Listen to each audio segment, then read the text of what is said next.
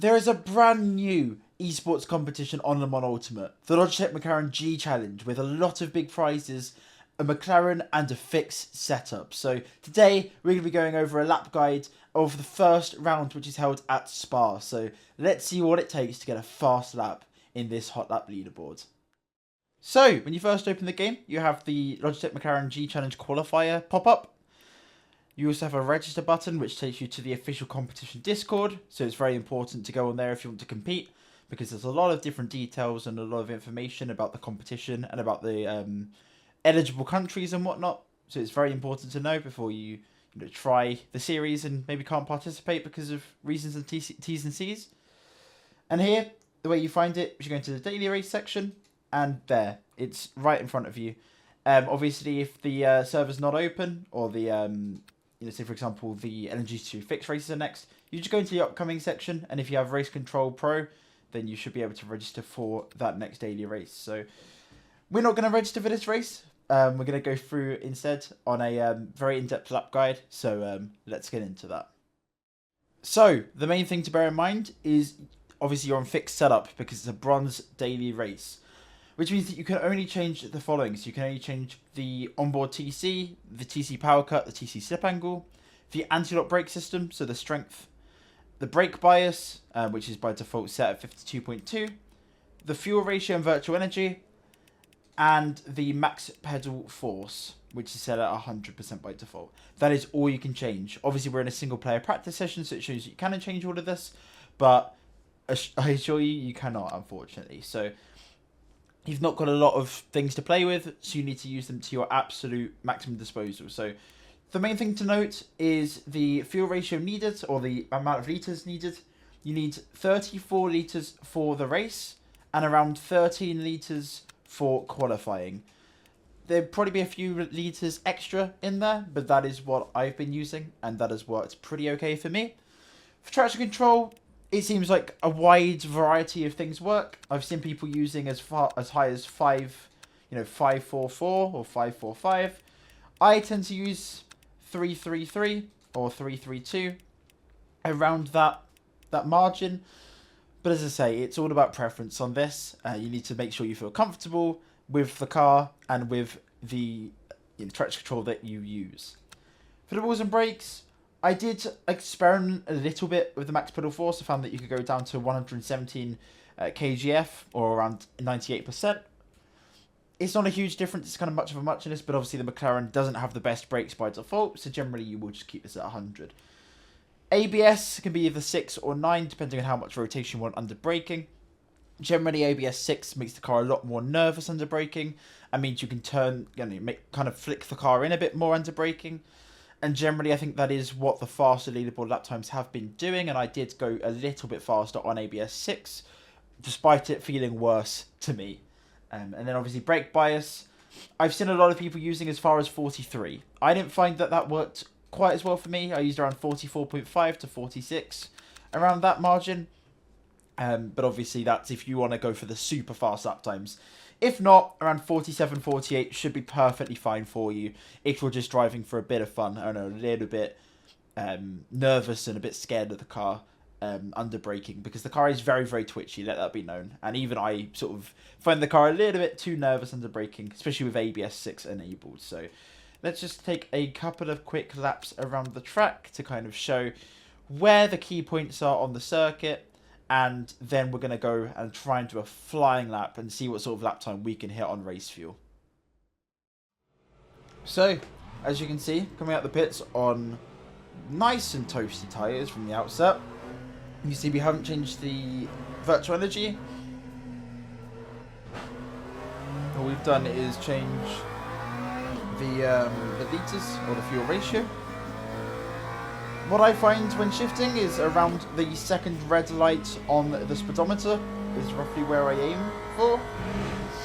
Generally you can shift a little bit earlier than that, but I find that shifting at that point is more optimal. And now, coming up towards Lacom, usually you'll brake around the 100 meter board, which is here. It kind of falls in line with this curb. We're going to run a bit of this entry curb. And then you bring the car in. Don't take too much of this curb because you will invalidate. So you want to take around this much. Bring the car over to the left. You want to try and hook your left wheels over the curb here. Try and keep the car as far to the left-hand side as you can because you want to try and use a bit of this left-hand curb to get a bit more rotation through the second part. You hit the back of the curb. Let the car run out nice and wide. And into this downhill hairpin. You're going to brake just after the left-hand curb starts. Usually down to gear 1. And then you want to try and keep the car as close to the apex as you can. Short shift up to gear 2 for a bit of better traction.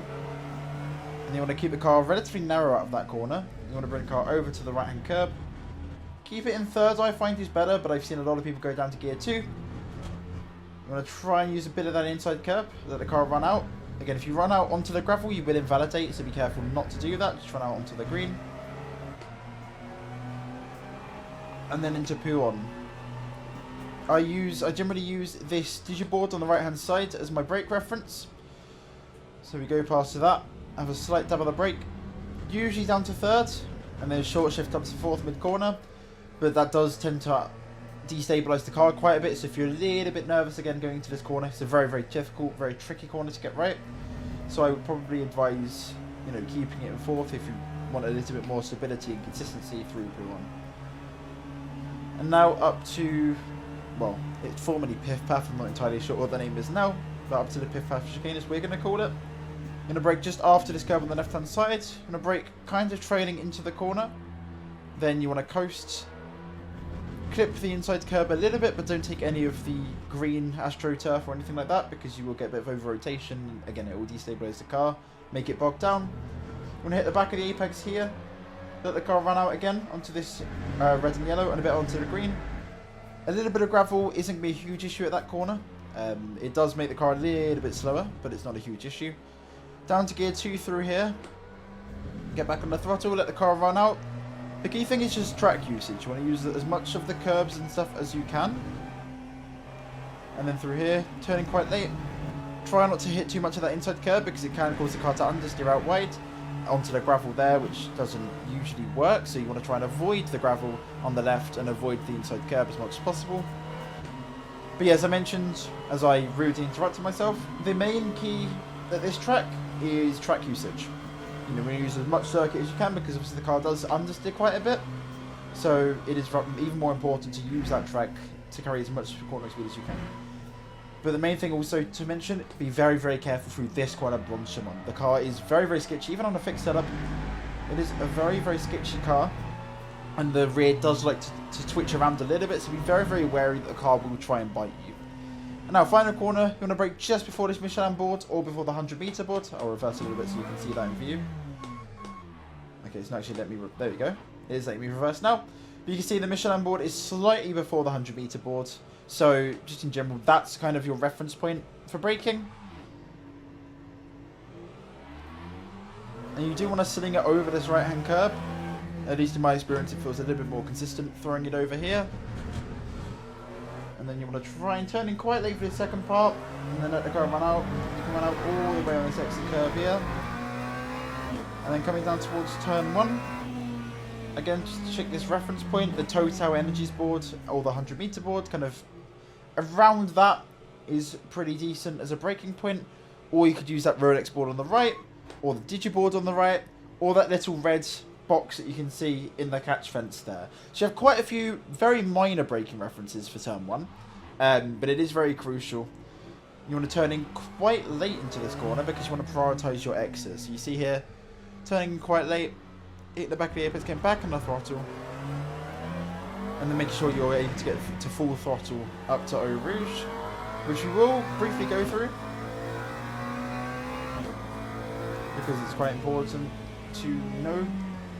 Obviously this competition used to be on ACC, and on ACC you would be able to just go fully over this curb, but unfortunately on an LMU that is not the case because it will very much destabilize the car and make it very sketchy up rally on.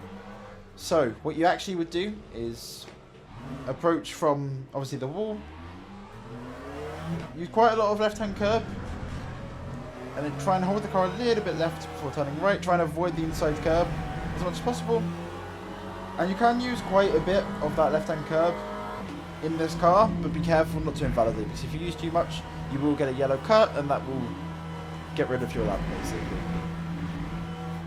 So, let's RTG quickly, and let's see if we can do a quick lap, see where we end up. So here we are, coming out of the pits now. So yes, I believe it's 9 laps of fuel, or 9 laps in the race that you get. So that's why that 34 litres is necessary, and why in the bottom right it says 8.9 laps. That is a scam. I did a couple of dailies, and 34 was more than enough. So here's what I was kind of talking about on Origin Mud, and obviously we're approaching with a little less speed than we would be on an actual lap, but you can see holding the car a little bit left, using that bounce of the curb to rotate the car a little bit. This is probably going to be about 70%, 60% push on this outlap, because you don't want to put too much temperature in the tyre if you're going for a full push lap, because obviously there are tyre warmers, so you do get to around high 80s temperature-wise throughout the race. And the main thing that I have actually been struggling with, and is a very big tip for driving this car, particularly on fixed setup, is the lack of trail braking you need to really achieve in this car. In general, it seems that you've got to try and use the coasting of the car a lot. So rather than try and rotate the car on the pedals, you've got to rotate the car using not the pedals, if that makes sense. You've got to try and coast a lot. And it's a bit counterintuitive, at least from my side, because generally I like to trail quite deep into the corners. But in this car, that is definitely not the case. So it is a bit of a weird beast. And as I say, obviously we're on fixed setup, so the car is a little bit lazy. The car is snappy and lazy on this setup, so it's kind of the worst of both worlds, so to speak. So it's a little bit difficult to get the most pace out of. At least from what I've seen on race fuel, 18.4, around that seems to be very fast. I've not achieved that as of yet. I believe I've got an 18.7 on the leaderboard. Whether I'll be able to do that now or not is, well, remains to be seen, but I would already say that it's very unlikely, to be honest, because I really do struggle on this car, and its bar as well is not one of my fortes, so to speak. But let's try and get a decent lap anyway.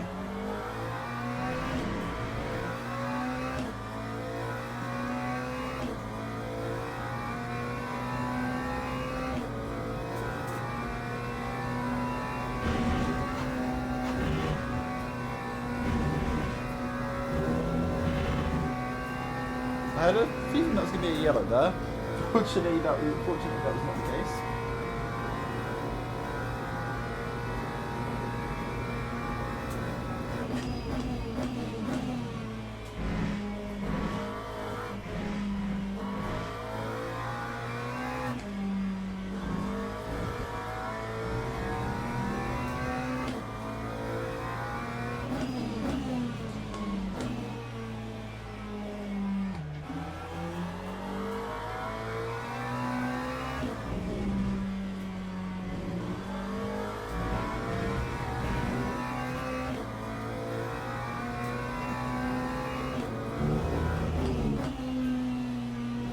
Overslowed that bit there. You can see you overslowed the entry, turns a little bit early there, and then just washed us out very wide.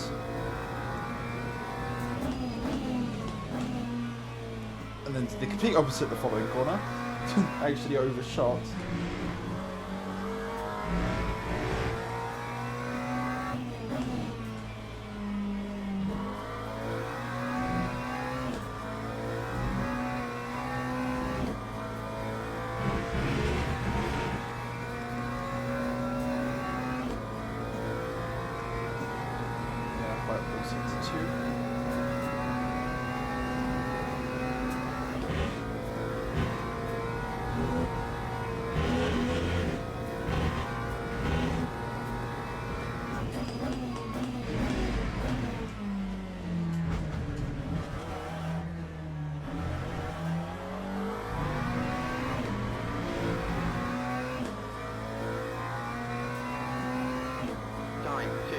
Okay, so that is a 19.2 to begin with. So what I want to first do then, before we actually go for what I would consider a good lap by my standards, I want to quickly go over why that lap was only a 19.2. So if we look at our sector times first off, Sector 1 obviously is one corner, so it's quite hard to lose a huge amount of time, but we do lose around a tenth. Sector 2 is where we lost most of our time, so we lost a good, probably half a second there, at least in my PB. And then Sector 3 we lost a couple of tenths as well. So let's have a quick look and see where and why we lost that time. So if we just go to the start of the lap. So coming to turn 1. So I kind of overslowed the corner a little bit, the mid corner. So you can see the braking was fine. Under braking we went in quite nice. But you can see we didn't really get very nice rotation at the mid corner. The boat is a little bit wide. And we didn't really do enough coasting in the mid corner, and we kind of weren't as aggressive as we should have been into the first sector. Generally at low speed, you seem to have to be quite aggressive with this car, on fixed setup at least. So it is a little bit counterintuitive, well, in a way. So we just didn't really force that rotation enough, didn't get the rear out, because generally you want to kind of flick the car in. That's sort of what I mean by it being a bit unintuitive, or counterintuitive, sorry, is the fact you have to kind of flick the car in and almost have it in a slide at low speed, similar to how you used to have it in the City Course Competizione, where we'd, as we'd call it, use handbrake turn into that corner and kind of drift the car around the midpoint just to get on power and get a nice straight exit. Coming to here, I think we overslowed a little bit, so you can brake just before that curve. You can see we are getting in nice, but again, we turn in quite early, and just in general, there's not a lot of speed being carried through here. This was nice though. We were able to get nice rotation. Again, probably wasn't assertive enough, so just in general, I was a little bit too smooth and a little bit too lazy with the car, not really throwing it around and not being aggressive to get the car where I need it to be. We're kind of just letting the car flow through calmly, and that's not the optimal way really to get the car around. Well, not the fastest way, I should say. Coming to the hairpin. I think the hairpin was pretty nice. Felt pretty nice at least from my end. Into here as well. Shifted to gear 3. Probably could have got the car on the right-hand curb a little bit earlier. You can see we do go quite wide, and we bring the car over to the right-hand side, and we're braking before we're kind of fully on the curb. So maybe could have done a little bit more out of that hairpin, maybe exited a bit narrower, to maybe get a better line for here. But again, we still get that inside curb. We let the car run out. Dip 2 wheels on the gravel, but we still get a really good exit, so not much really to be sniffed at there. Puron was where I think we lost quite a large chunk of time. Puron and Piff Path I think were pretty poor on this lap. And the reason for that is because we broke it a little bit early. As you can see, we actually broke at the digiboard. I think probably using the Toyota boards or closer to that left-hand curb on the inside is probably the better approach, honestly. I think that's probably closer to the mark with regards to braking point. As you can see here, we do brake quite early, and we end up hitting that inside curb, and then that just puts the car straight into understeer, and you can actually see that when we hit that curb, the car just kind of falls off the curb, and we just end up going really wide, and in this whole corner we're basically playing catch up, trying to bring the car back over to the inside. So it's very important to turn in a bit later than you think for Puron, because if you hit that inside curb, it just ruins your entire corner, because you can't get that back. The car just kind of rolls off the curb awkwardly and just understeers for the entirety of the corner. Obviously, it's quite a long corner, so you're just going to be scrubbing the fronts, trying to bring the car back in, and it's just never going to happen. And then into Piff Path. Probably don't bring the car across quickly enough. And it's kind of what I mentioned at Lake Om, was that we're a little bit lazy and a bit passive. We're not trying to get the car over to the outside quickly enough, because you want to get the car over to the left-hand side and brake in a straight line. But you can see, coming into here, we're braking, pointing to the left, but we want to be pointing in towards the corner. And what that means then is that we're trying to turn, we're trying to point the car up as we're braking, which means that we're not going to be able to brake as efficiently, going to be kicking into that ABS, and the car is just sliding ever so slightly wide, and you can actually see we're about you know, we're not. It doesn't look like we're a huge amount wide, but it's more just the fact we've had to slow the car down more through here just to get this line. You know, ideally be braking in a little bit quicker and be carrying, you know, 2 or 3 more Ks than this, for example. Let's just say. And then again, you can see we exit quite wide, which sets up badly for this corner, which means we hit the curb nice and early, too early, and then we roll off that curb, and we just have to wait a long time before getting back on the throttle. So just in general, piff paff, not getting the car straight under braking has just completely demolished the rest of that section. And then here, again, similar sort of deal, but again, it's quite difficult to bring the car over to the white line to brake straight for this corner. On to gear 2. We actually get the corner quite nice, get the apex quite nice, get a little bit of a wiggle on the exit, which probably lost us a bit of time, but again, that was relatively okay. We have a slight lift here, just get a rotation, but again, we get on the throttle too early and we end up on the gravel, so that's probably lost us half a turn. We fast forward again through Blanchimont. We keep this inside curve, which probably lost us a couple of hundredths as well. And then final bus stop chicane, we brake super early. Again, it's always better to brake a little bit early for the bus stop rather than brake too late. The line was good though. We get a nice line through the right, maybe a bit too much curb, but then the left we get a good exit. Get a nice late apex for the second part. So just in general, it's just a bit scrappy. You know, there's little bits here and there, little small errors that just add up across the lap. So let's try and do a couple more laps and see what we can manage. So now, rather helpfully, we actually have a delta, which means we can look at the lap, get some dopamine from the little green number in the top right. Actually, the rectangle is green. The number is actually white. So, oops. Sorry to the people that are gonna write in the comments like, oh, actually, the number's not green. It would be me. But yeah, nonetheless, we now have a good reference point. We have a 19.2, which is about 7 or 8 tenths off, so close to a second off the pace. About half a second to 6 tenths off what we did in the dailies on the with myself. I think my lap times are low 0.7. So again, we are a few tenths adrift of the fastest times.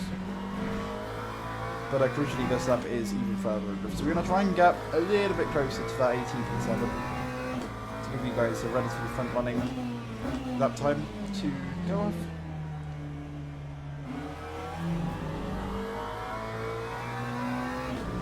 We're a lot earlier on the curb, and you can see we can just a lot smoother and a lot more painful there. Down to her, let's see if we can get this line a bit better. So you can just see a lot more smooth through that corner. If anything, we turn in a little bit too late again. Again, we're not fully pushing, so the way we're driving is not completely natural and completely as it would be. You can see again, we're just turning in a little bit later, rolling the speed a little bit through, you know, more so trying to brake a little bit earlier, roll the speed through, rather than trying to go in at really high speeds and brake super late, etc. So tyres are a little bit hot, we'll slow down a little bit just to make sure the tyres cool down a bit.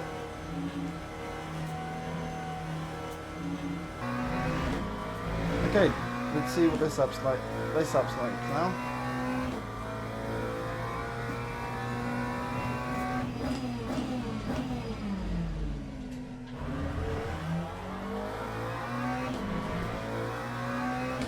Not a great turn one, but it's better than what we had.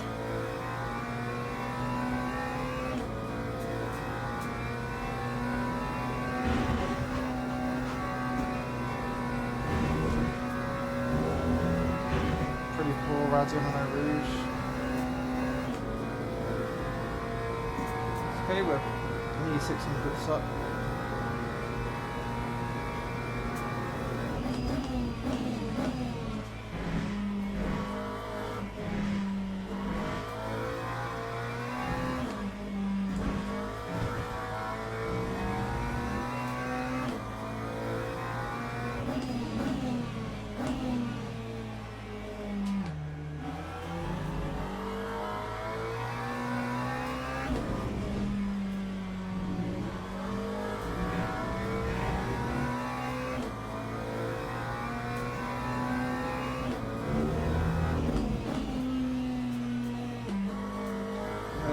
pretty deep there.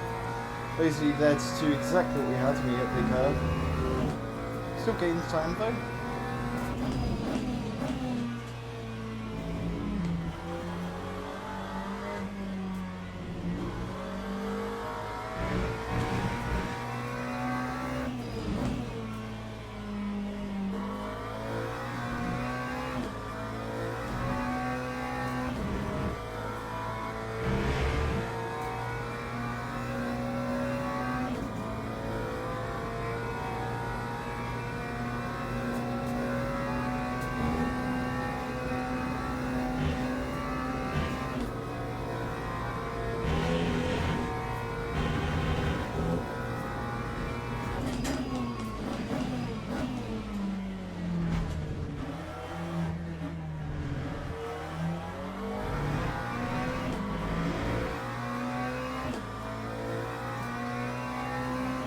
Time to 18.86. It isn't bad, but I still think we can go a little bit faster than that.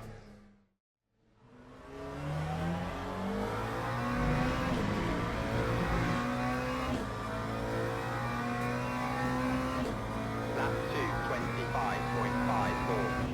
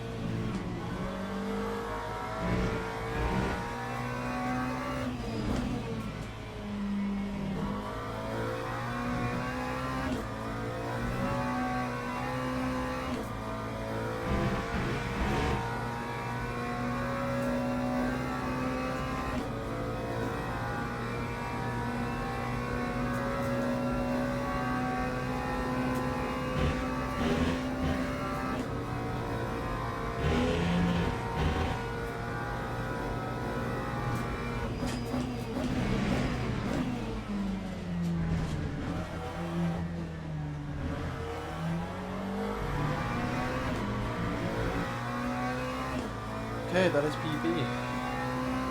That time was a 2:18. Still a really messy lap, but it was not too bad. A bit frustrated. I can definitely see that 0.5 or maybe even 0.4 other people are doing, but I cannot seemingly put it together. But let's have a quick look at that lap overall and see where we gained time relative to before and where we lack time still compared to what would be a perfect lap. Okay, so first and foremost, let's look at turn 1. We broke just before the total energy board, so just after the 100 on the left, so probably about 90, 85 meters, something along those lines. Let's go 1.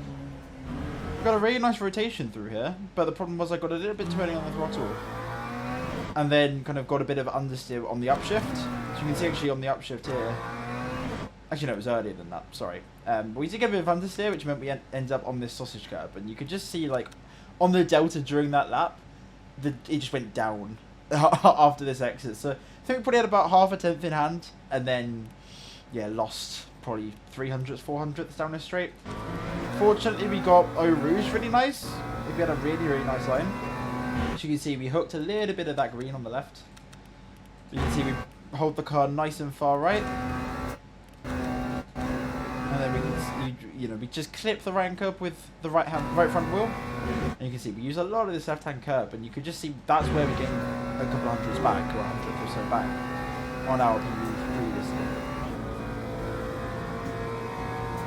And then coming into Lacom, which again I did really well for the most part, at least by my reference. So we brake at the curb start, down to gear 2, trailing off as we get to the corner, get back on the throttle, have a big old lift, hook on the left-hand curb, which we did nicely.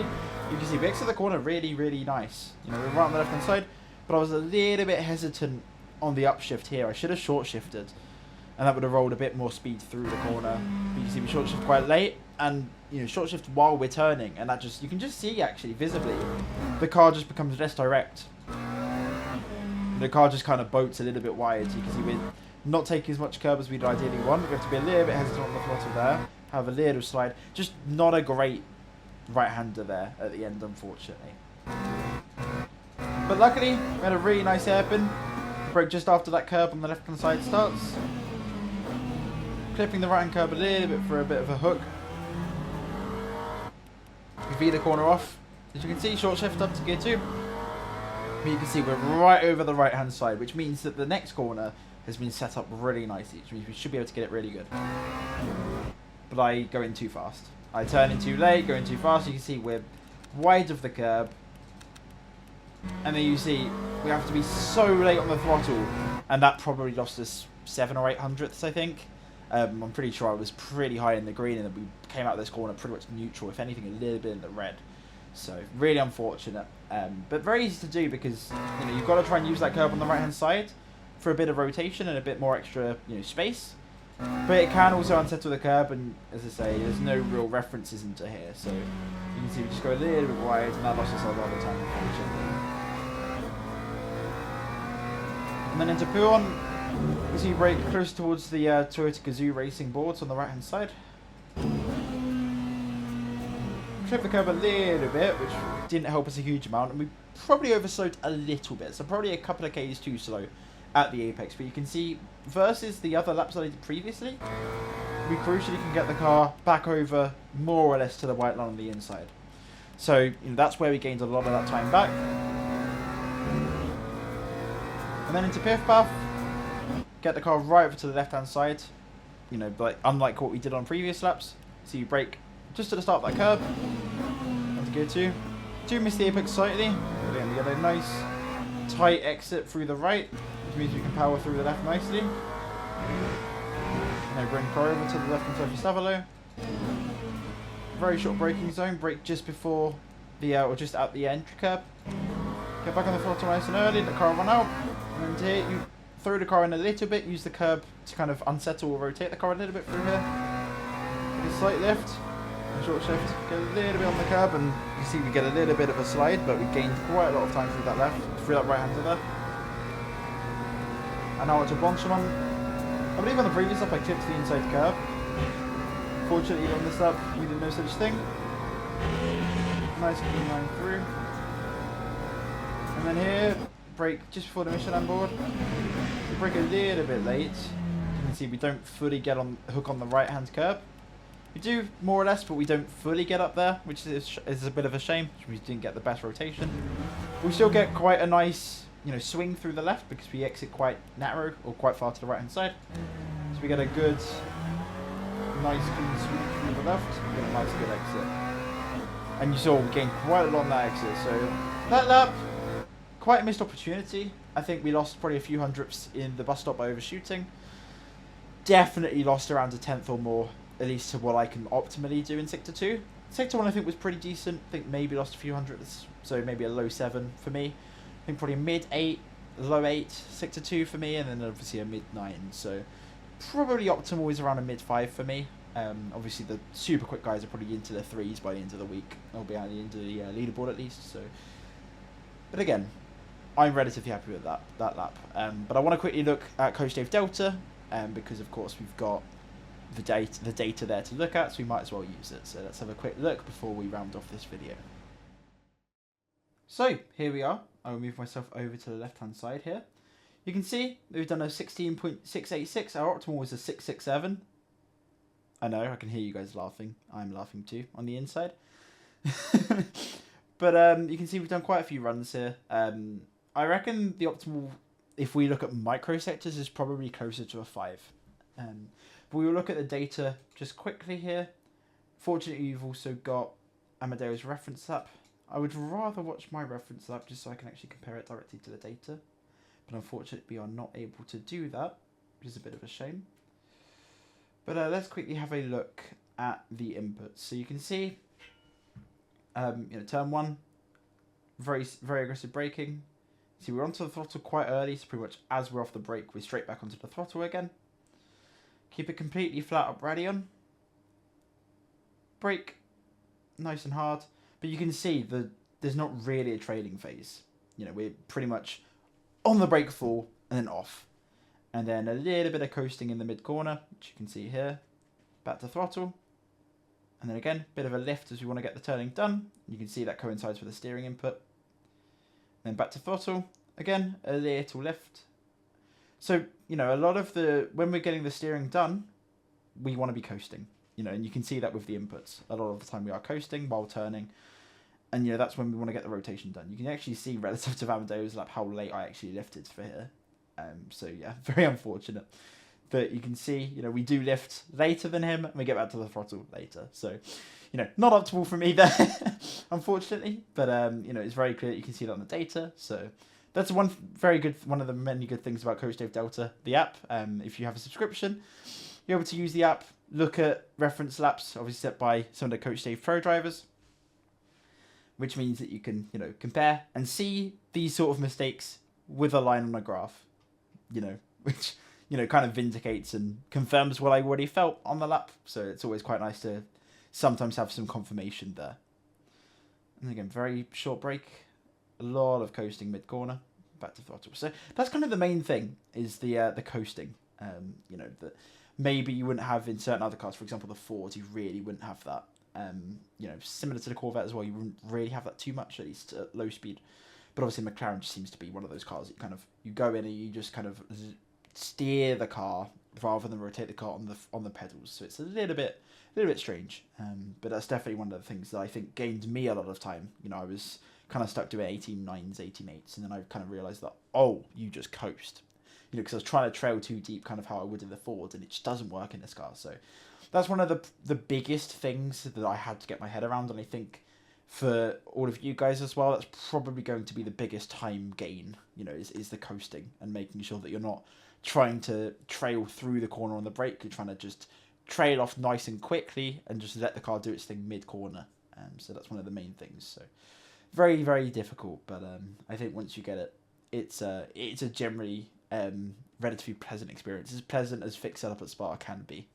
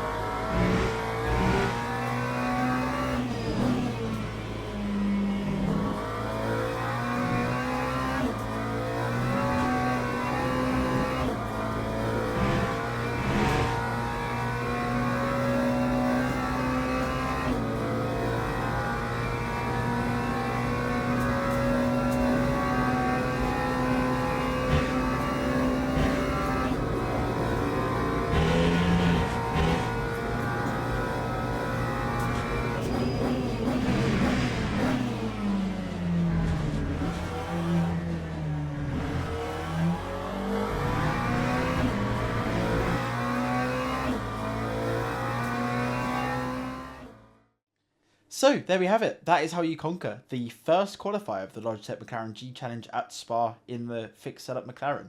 And I hope you did enjoy it. If you did, make sure to leave a like, subscribe if you are new. Make sure to leave a comment down below on how you found this video, if you found it helpful, and what you'd like me to do next time. And if there are any other video ideas that you guys may have. I have a couple in my mind, as I mentioned during the video, and I'd love to put those into action if you guys want to see them. So yeah, and along with that as well, we have the daily guide, which you should check out here if you want to get the other dailies aside from this one. So take care of yourselves, guys. See you in the next video, and goodbye.